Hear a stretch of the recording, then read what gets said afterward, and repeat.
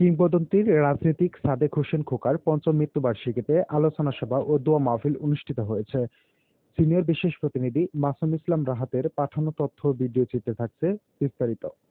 রণাঙ্গনের বীর মুক্তিযোদ্ধা, কিংবদন্তি রাজনীতিক, খ্যাতিমান ক্রীড়া সংগঠক, বিএনপির ভাইস চেয়ারম্যান, সাবেক মন্ত্রী, ঢাকার সাবেক মেয়র সাদেক হোসেন খোকার পঞ্চম মৃত্যুবার্ষিকী। দলমতের ঊর্ধ্বে জনকল্যাণে কাজ করা এই কালজয়ীকে বিনম্র শ্রদ্ধায় স্মরণে ঢাকা গেন্ডারিয়া থানা বিএনপির আয়োজনে আলোচনা ও দোয়া মাহফিল অনুষ্ঠিত হয়েছে। রবিবার বিকেলে ৪৬ নং ওয়ার্ড গেন্ডারিয়া থানা শ্রমিক দলের সভাপতি মোহাম্মদ শাওন ও গেন্ডারিয়া থানা বিএনপির নেতা মোহাম্মদ ওয়াহিদুল জামান এর আয়োজনে উক্ত আলোচনায় ও দোয়া মাহফিলে এতে প্রধান অতিথি হিসেবে উপস্থিত ছিলেন সাবেক কমিশনার ও গেন্ডারিয়া থানা বিএনপির সাবেক সভাপতি জনাব মকবুল ইসলাম খান টিটু। বিশেষ অতিথি হিসেবে উপস্থিত ছিলেন ঢাকা মহানগর দক্ষিণ শ্রমিক দলের সভাপতি সুমন ভূঁইয়া, ঢাকা মহানগর দক্ষিণ শ্রমিক দলের সদস্য সচিব বদরুল আলম সবুজ, ৪৬ নং ওয়ার্ড বিএনপি সভাপতি হাজী মোহাম্মদ ফারুক, গেন্ডারিয়া থানা ৪৬ নং ওয়ার্ড বিএনপির সিনিয়র সহসভাপতি মোহাম্মদ শিপন সহ বিএনপির অঙ্গ ও সহযোগী সংগঠনের নেতাকর্মীবৃন্দ প্রমুখ। BN24 television, Gendaria, Dhaka.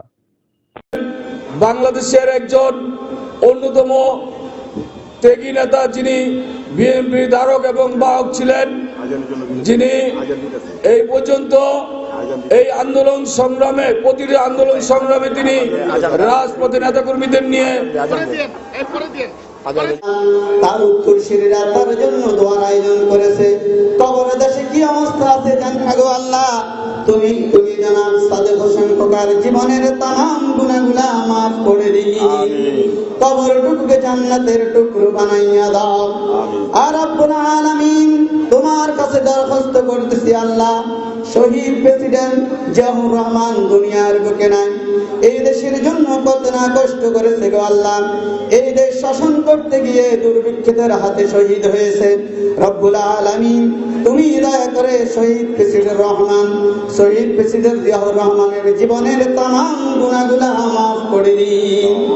ওনার বংশ থেকে যারা দুনিয়ার বুকে বেঁচে আছে গো আল্লাহ, প্রত্যেককে হায়াতে তৈবা দান করো আল্লাহ, যেন এই দেশের জন্য খেদমত করতে পারে সেই তৌফিক দান করে দাও আল্লাহ। তোমার কাছে দরখাস্ত আল্লাহ,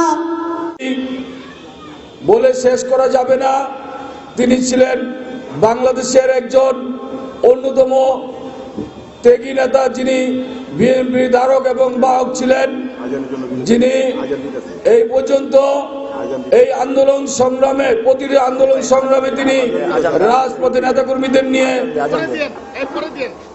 শ্রমিকদের সকল দুঃখ কষ্ট উনি নিজের মতো করে সেটা দেখেছিলেন। যদি কোনো শ্রমিক কর্মচারীরা সমস্যায় পড়তেন, খোকা ভাই নিজে গিয়ে তার সমাধান করতেন।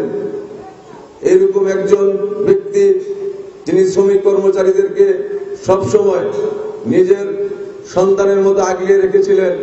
যে কোনো বিপদ আপদে তিনি ঝাঁপিয়ে পড়েছিলেন এবং সেই বিপদ থেকে রক্ষা করার জন্য আপ্রাণ চেষ্টা করতেন।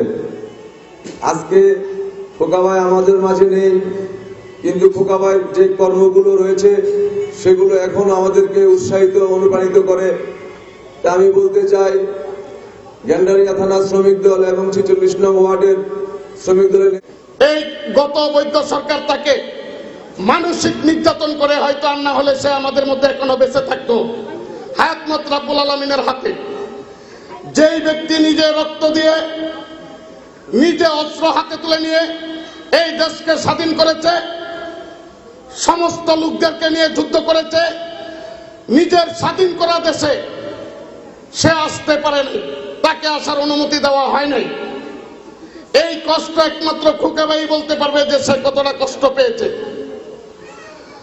আজকে এই পেশিবাদী সরকারের পতন হয়েছে, কিন্তু খোকা ভাইয়ের যে স্বপ্ন, এই স্বপ্ন বাস্তবায়নের জন্য এখনো আমাদের সামনে অনেক পথ বাকি।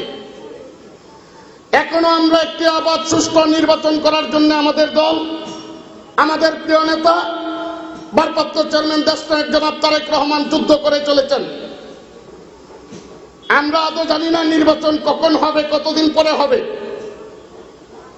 আমরা বিশ্বাস করি খুব দ্রুত বাংলাদেশে জাতীয় নির্বাচন হবে। সেই নির্বাচনে যখন আমরা বাংলাদেশ জাতীয়তাবাদী দল দেশনায়ক জনাব তারেক রহমানের নেতৃত্বে জনগণের ভোটে বিজয়ী হবে, যখন জাতীয়তাবাদী দল সরকার গঠন করবে তখনই খোকা ভাইয়ের আশা পুরা হবে, খোকা ভাইয়ের স্বপ্ন পুরা হবে, যেই স্বপ্ন তিনি অসুস্থ থাকা অবস্থায় আমেরিকায় শুয়ে দেখতেন।